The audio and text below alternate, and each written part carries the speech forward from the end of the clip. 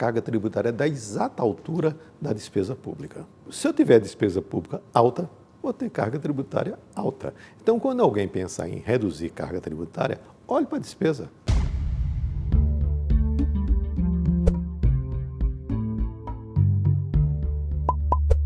O Canal Brasil recebe Everardo Maciel, consultor jurídico, ex-secretário da Receita Federal, uma das maiores autoridades do sistema tributário no Brasil. Doutor Everardo, obrigado pela conversa. Nós estamos vivendo um momento em que o Brasil parou para discutir reformas. A gente pode não estar conseguindo avançar nas reformas, mas a gente finalmente assumiu o debate das reformas. A reforma tributária, que é uma bandeira que o senhor carrega há anos e que o país enfrenta há anos, está nessa lista de reformas que a gente não pode mais escapar. O senhor acha que realmente chegou o momento de enfrentar isso sem volta? Quer dizer, não vai ter como a gente avançar no crescimento econômico ou na estabilidade econômica do Brasil sem fazer a reforma tributária? Deixe-me dizer, reforma tributária não é uma expressão que tem uma resposta única. Tem dezenas de possibilidades. Então, pode de tudo. Uma belíssima reforma e uma péssima reforma.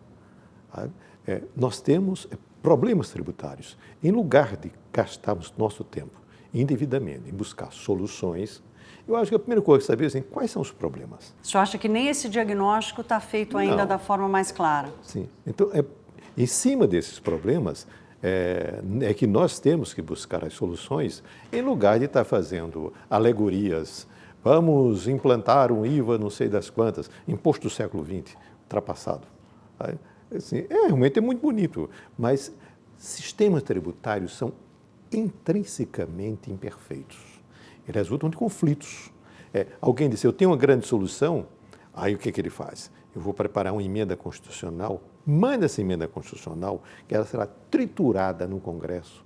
Então, tem que ter alvos estratégicos específicos. Ninguém trata, por exemplo, do maior problema tributário que existe no Brasil. Que seria? O processo. E, em segundo plano, os procedimentos. Nós temos, em litígios tributários no Brasil... Eu ia lhe perguntar isso, sobre o litígio tributário do Brasil, que é um absurdo.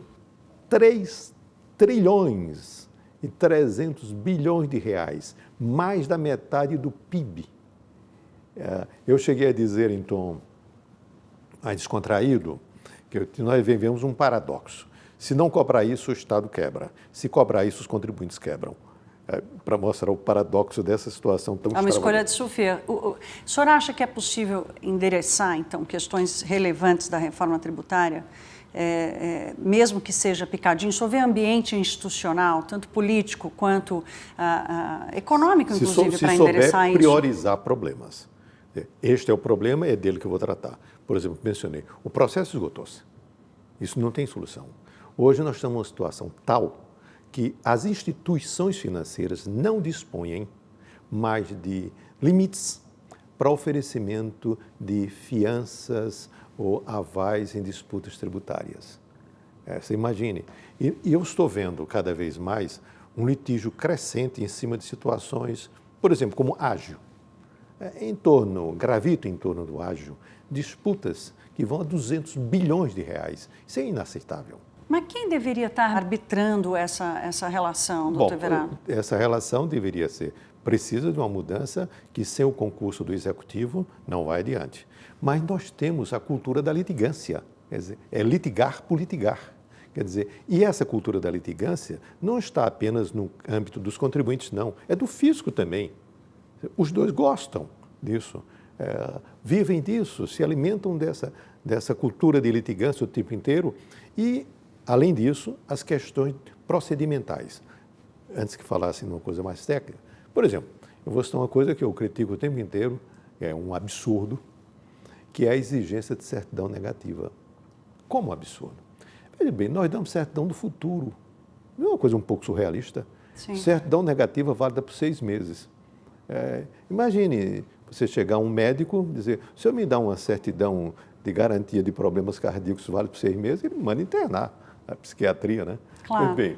Então, nós falamos de certidão do futuro. E depois, dizemos o seguinte, se você não pagar, que ele não pagou, você não pode participar de contratação com o setor público. Então, dá o seguinte problema. Você tem que pagar, mas não pode trabalhar. Isso representa metade dos problemas do fisco contribuinte. Isso faz com que o Brasil esteja no rol de 190 países, numa pesquisa feita pelo Banco Mundial chamada Doing Business, quanto à facilidade de pagar impostos, 190 países, nós estamos na 184º lugar. Nós superamos a República do Congo, República Centro-Africana, Somália, Chad, Bolívia e Venezuela. Essa situação limite que o senhor coloca, o senhor não vê nisso um incentivo mais do que suficiente para reforçar e acelerar a busca por soluções? Sim. Mesmo que seja fragmentado, o senhor vê esse movimento? Não vejo esse movimento. Eu só vejo dois tipos de movimento. Um movimento imobilista, deixa tudo como está. Esperemos que dentro daqui a 20 anos alguma composição do Supremo decida uma coisa ou decida outra, ou uma posição que eu chamo de disruptiva. Vamos admitir que está tudo errado e vamos começar do zero. Aí nós fazemos um brilhante projeto de emenda constitucional, de uma reforma abrangente que vai ampliar todos os conflitos. Quer dizer, alguém acha que manda uma emenda constitucional para o Congresso e sai do jeito que ele pensou? Nunca. Nunca foi antes, imagine hoje com o Congresso muito como está, mais. Né, doutor? Não, e agora nós temos, além do Congresso, nós temos outros protagonistas da cena brasileira com igual relevância. O Ministério Público, o Poder Judiciário, a rede social. Quer dizer, nós temos muitos atores nessa cena, sabe? Que torna confusa. Agora eu tenho que me comunicar bem, eu tenho que dizer o que quero, eu tenho que convencer. Eu faço uma tese qualquer, aí reúne o Supremo e diz, é inconstitucional. O senhor acha que, no caso da reforma da Previdência, houve uma discussão muito grande de quanto que haveria ali de falta de conhecimento ou de entendimento mesmo da situação e aí, por isso, que reforma fazer? O senhor enxerga essa falta de entendimento e de conhecimento com relação a uma reforma tributária, mesmo que ela seja segmentada? Porque toda vez que a gente fala de reforma tributária, a gente chega, por exemplo, à questão da guerra fiscal, em que você tem um interesse muito assumido e esclarecido dos governadores, por exemplo, que não querem perder a arrecadação. Então, como é que o senhor coloca aí, o senhor citou no começo da entrevista a falha no diagnóstico da situação, e se você não tem um diagnóstico, você não estabelece prioridades.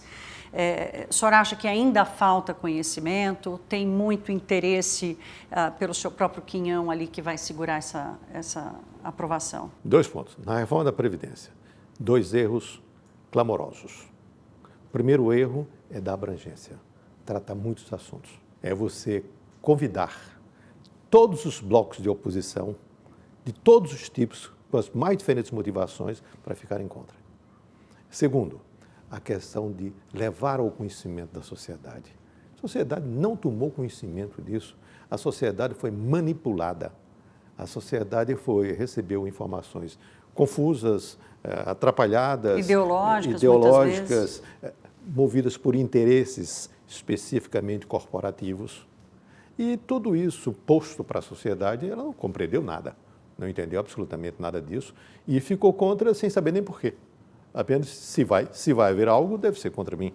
Ou seja, aquele sentimento também assim de inferioridade que existe aqui e é forte. Você falou guerra fiscal.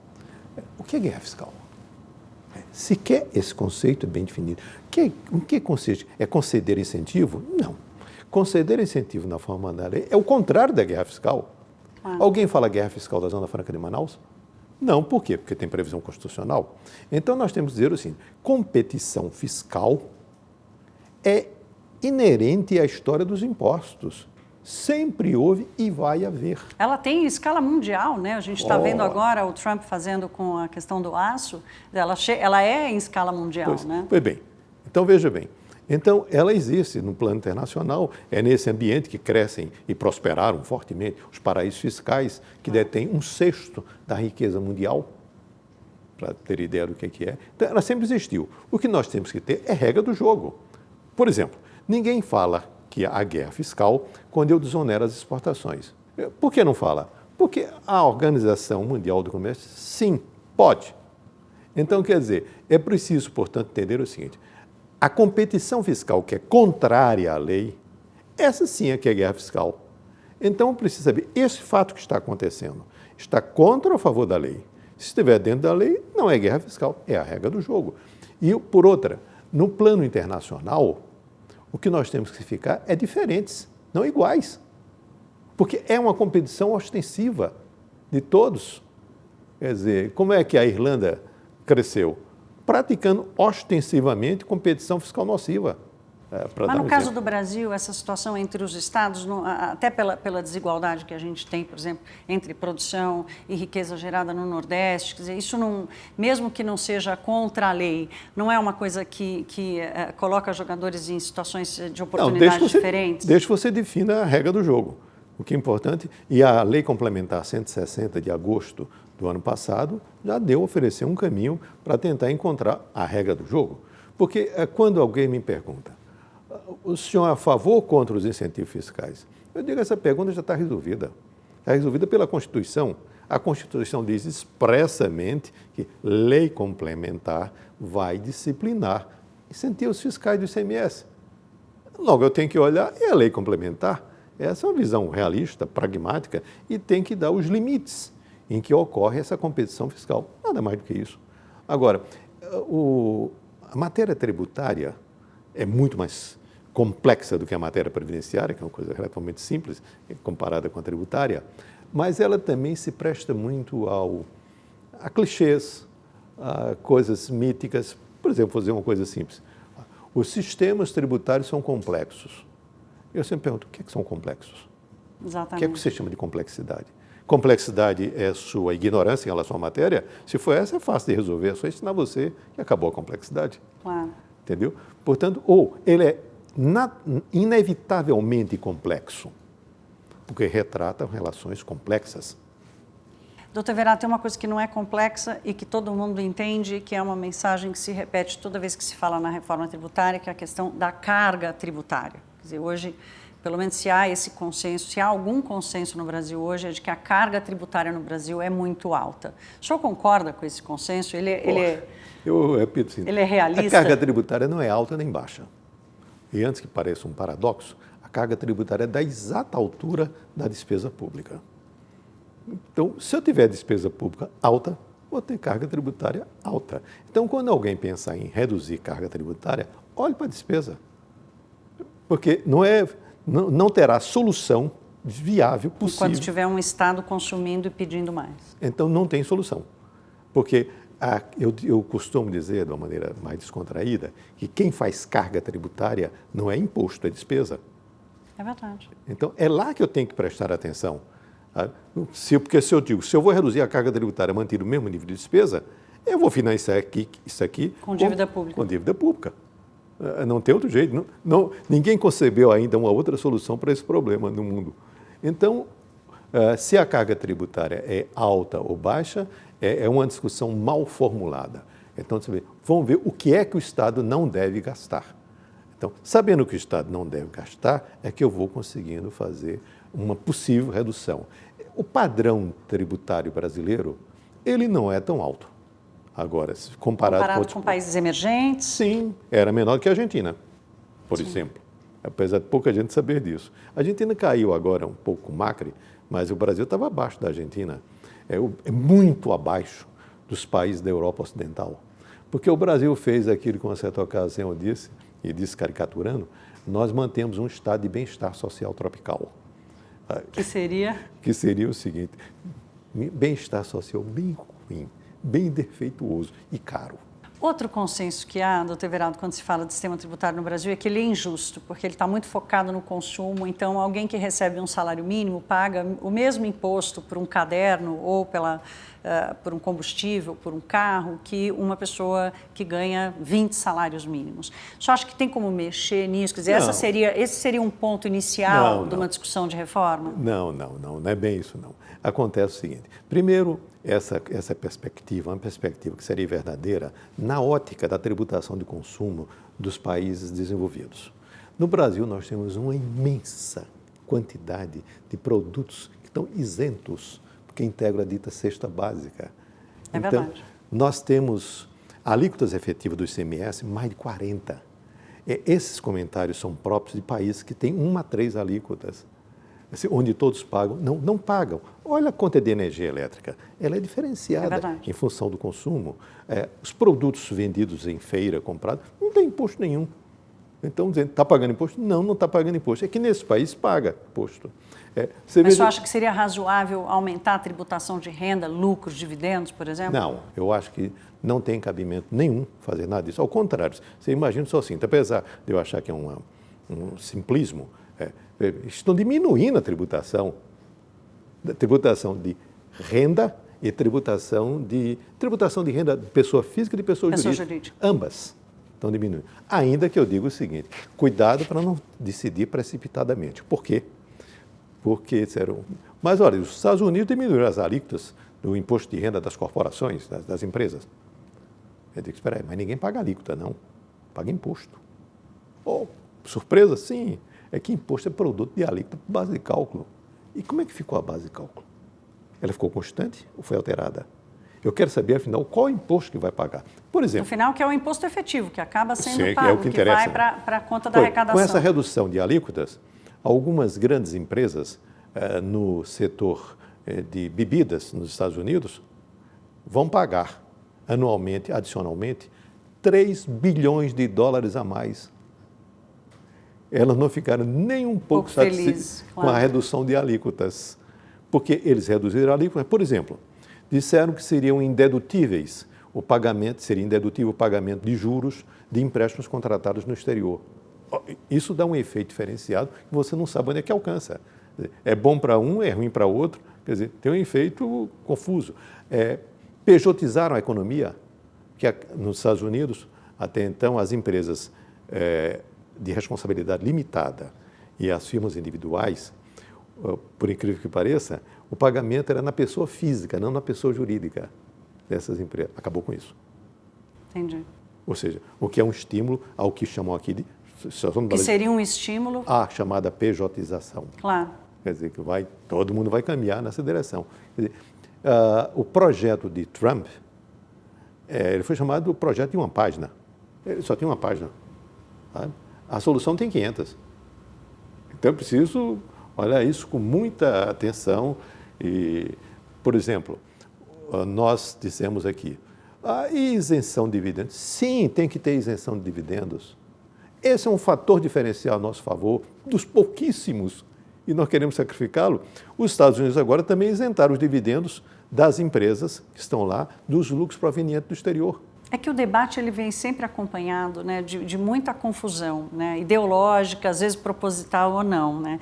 Antes da gente encerrar, doutor Everaldo, quero aproveitar a sua experiência de tantos anos no serviço público nessa seara, que é uma seara absolutamente complexa, para fazer já um trocadilho com o seu questionamento, que é saber da tua opinião pessoal, de como é que o senhor vê o momento hoje. O senhor, com toda a experiência que o senhor tem, o senhor imaginaria estar assistindo a uma Suprema Corte com tamanho poder de influência, uma má influência, geradora de insegurança jurídica, inseguranças institucionais no Brasil, como a gente vê hoje? Isso lhe preocupa? Me preocupa muito esse desequilíbrio que está ocorrendo. Tudo fruto da Constituição de 88. Foi a Constituição de 88 que atribuiu ao Ministério Público cuidar dos chamados interesses difusos, que tão difusos são confusos. Ninguém sabe quem é. São confusos. E começou a dar uma desproporção, um desproporcional relacionamento entre os poderes. E inventou-se mil coisas. Por exemplo, a autonomia dos poderes em relação aos seus próprios orçamentos. Vá a Brasília e você vai olhar em relação a esses poderes autônomos. O problema é que o caixa é um só. Os palacetes que foram feitos. Mas o caixa é um só. Claro. Portanto, é o seguinte, então nós temos uma situação realmente muito preocupante. Eu nunca vivi uma situação desse tipo. Isso lhe deixa pessimista com o futuro, doutor Everaldo? Eu receio dizer que sim. Pessimista porque isso vai requerer uma enorme capacidade de persuasão política, de convencimento político, que eu não vejo hoje uma reunião de forças capazes de conduzir isto. Quem quer que seja o presidente da República, o próximo, terá minoria no Congresso. E quanto ao processo eleitoral, no meio dessa teia de aranha? Com falsas notícias, com informações de boatos e junto a uma população desinformada, sabe, onde tudo cabe e você é assaltado por informações falsas, por falsas expectativas. E eu não creio que haja no país um real convencimento, por exemplo, quanto à questão de combate à corrupção. Por convicção. Para terminar, se o senhor pudesse colocar numa lista de prioridades de 10 assuntos que são absolutamente inescapáveis para o Brasil no curto prazo, onde é que o senhor colocaria uma mudança, ou pelo menos o início de uma mudança consistente no sistema tributário? Eu colocaria no segundo plano. Primeiro, a Previdência. E o que o senhor vê efetivamente? Esse é o que o senhor espera. O que o senhor vê efetivamente? Não vejo. O que eu vejo são pessoas pouco informadas, trabalhando com hipóteses que tem muito de ideologia e de pouca disposição para estudar o assunto, de sentar-se num problema e buscar a solução. Não, busca a solução para depois encontrar o problema, o inverso, e tratado com muita superficialidade. Assim, diz tal coisa, mas por que tal coisa? Vamos debater isso com profundidade. Aí ninguém puxa com profundidade. Fica sempre na superficialidade, porque é ótimo, sobretudo, atribuir os seus próprios problemas, os nossos problemas, enfim, a coisas complexas e incompreensíveis. É uma maneira de, com isso, aplacar suas culpas em relação aos seus próprios fracassos. E os deveres vão ficando para trás. Doutor Everardo, muito obrigada pela conversa com o Brasil. Obrigado a você.